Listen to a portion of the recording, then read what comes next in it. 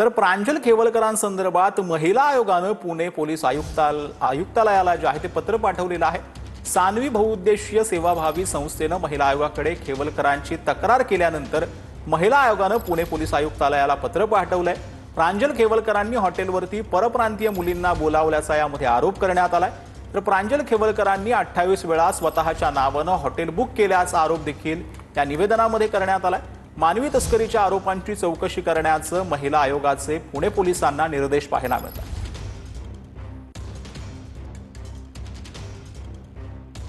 तर महिला आयोगानं नक्की काय ट्विट केलं ते आपण पाहत आहोत। तर खेवलकरांसंदर्भात महिला आयोगानं पुणे पोलीस आयुक्तालयाला पत्र लिहिलेलं आहे। सान्वी बहुउद्देशीय सेवाभावी संस्थेची खेवलकरांविरोधात तक्रार पाहायला मिळते। खेवलकरांनी हॉटेलवरती परप्रांतीय मुलींना बोलावण्याचा आरोप करण्यात आलाय। खेवलकरांनी 28 वेळा स्वतःच्या नावानं हॉटेल बुक केल्याचा आरोप देखील करण्यात आलाय। मानवी तस्करीच्या आरोपांची चौकशी करण्याचे महिला आयोगाने निर्देश जे आहेत ते पोलिसांना दिले।